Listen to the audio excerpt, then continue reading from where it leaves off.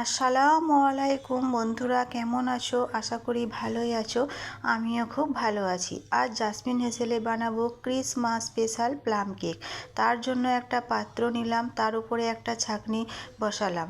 Orange juice bar করতে হবে, তার জন্য কমলা লেবু একটা নিলাম, দিয়ে কমলা লেবুটাকে 2 পিস করে কেটে টিপে টিপে ওর জুসটা বার করে নিলাম। আমি এখানে 1 কাপের মতো জুস বার করেছি। ওই জুসের মধ্যে দিয়ে দিতে হবে বিভিন্ন কালারের টুটি ফুটি, আমি দিয়ে দিলাম। তারপরে দিলাম মোরব্বাকে ছোট ছোট করে কুচিয়ে দিয়ে দিলাম। তারপরে দিয়ে দিলাম কিছু কাজু কিশমিশ। আমি আমার পছন্দ মতো দিয়েছি ড্রাই ফ্রুট, তোমরা তোমাদের পছন্দ মতো দেবে। দিয়ে ভালো করে অরেঞ্জ জুসের সঙ্গে মিশিয়ে নিয়ে রেস্টে রাখতে হবে 1 থেকে 2 ঘন্টা। যদি হাতে সময় থাকে তোমাদের তাহলে 3 থেকে 4 ঘন্টা রাখতে পারো। এবার আমরা ডিমের ব্যাটারটা তৈরি করব। তার জন্য একটা পাত্র নিলাম, একটা পাত্রতে ডিম ভেঙে নিলাম। আমি এখানে 4টে ডিম নিয়েছি। দিয়ে তারপরে ডিমের সাদা অংশ থেকে হলুদ অংশটা আলাদা করে দেবো। ডিমের সাদা অংশ থেকে হলুদ অংশটা আলাদা করে দেওয়া অত্যন্ত জরুরি।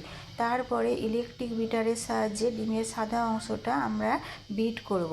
আস্তে আস্তে বিট করলে একসময় দেখতে পাবে এইরকম ফোমি ভাব হয়ে যাবে।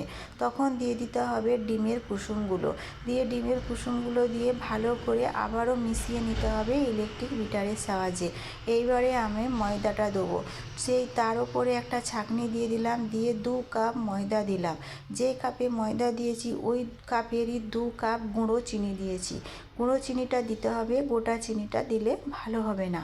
তারপরে দিতে হবে অল্প অল্প দুধ দিয়ে ব্যাটারটা তৈরি করতে হবে। একসঙ্গে বেশি দুধ দেওয়া চলবে না, তাহলে ব্যাটারটা পাতলা হয়ে যাবে। তারপরে দিতে হবে যে অরেঞ্জ জুসের মধ্যে ড্রাই ফ্রুটগুলো ভিজিয়ে রেখেছিলাম, ওই ড্রাই ফ্রুটগুলো দিয়ে দিতে হবে। দিয়ে ভালো করে মিশিয়ে নিতে হবে। তারপরে আমি দিয়ে দিলাম 4 টেবিল চামচ মিল্ক পাউডার। মিল্ক পাউডার দিলে কেকটা খেতে ভালো লাগে। তারপরে দিয়ে দিলাম 2 টেবিল চামচ ভ্যানিলা এসেন্স। ভ্যানিলা এসেন্সটা দেওয়ার পরে যেহেতু ক্রিসমাস স্পেশাল প্লাম কেক দোকানের মতো খেতে লাগবে, তার জন্য দিলাম জায়ফল। একটু জায়ফল গ্রেট করে দিলাম, খুব বেশি না, একটুই দিতে হবে। তারপরে আমি এখানে দিয়ে দিলাম যে কাপে আমি ময়দা আর চিনি নিয়েছি সেই কাপেরই হাফ কাপের বেশি সাদা তেল। তারপরে অল্প পরিমাণে নুন দিলাম, দিয়ে ভালো করে নুন আর সাদা তেল মিশিয়ে নিলাম। তারপরে দিয়ে দিলাম হাফ টেবিল চামচ দারচিনি গুঁড়ো। দারচিনি গুঁড়োটা মিশিয়ে নেওয়ার পরে দিয়ে দিলাম বেকিং পাউডার।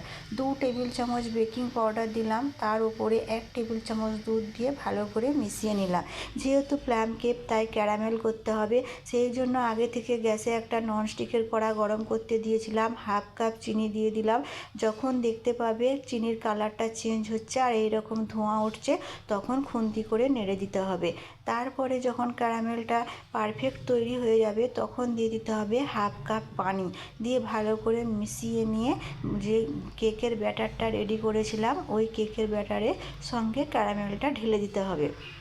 ক্যারামেলটা দিলে কি হবে, প্লাম কেকের যে কালারটা হয় ওটা হবে। আমি আগে থেকে গ্যাসে একটা কড়াই বসিয়ে কেক টিনে ব্যাটারটা ঢেলে বসিয়েছিলাম। কোনো একটা কারণের জন্য ওটা আমার ক্যামেরা বন্দি হয়নি। মিডিয়াম আঁচে ঢাকা দিয়ে 40 থেকে 45 মিনিট রেখেছিলাম, দিয়ে আমাদের কেকটা রেডি হয়েছে। ভালো লাগলে লাইক করবে, চ্যানেলটা সাবস্ক্রাইব করবে। আল্লাহ হাফেজ।